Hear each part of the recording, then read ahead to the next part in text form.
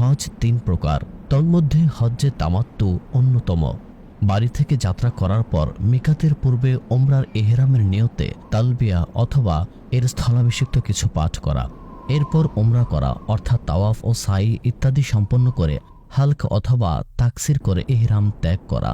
8 জিলহজ বা তার পূর্বে হজের ইহরাম পরিধান করে মিনায় যাওয়া, সেখানে রাত অতিবাহিত করা।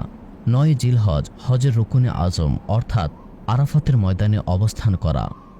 10 জিলহজ সূর্যাস্তের পর মুজদালিফায় গিয়ে মাগরিব ও ঈশার নামাজ ঈশার ওয়াক্তে আদায় করা, অতঃপর মুজদালিফায় অবস্থান করা।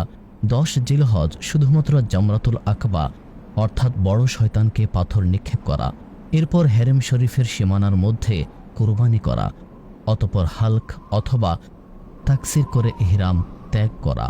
তাওয়াফে জিয়ারা হজের দ্বিতীয় রুকুনে আজম, যা 12 জিলহজ সূর্যাস্তের পূর্বে সম্পন্ন করা ওয়াজিব, এরপর সাই করা।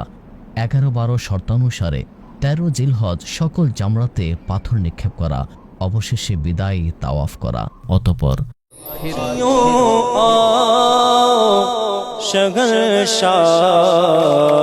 করো দেখো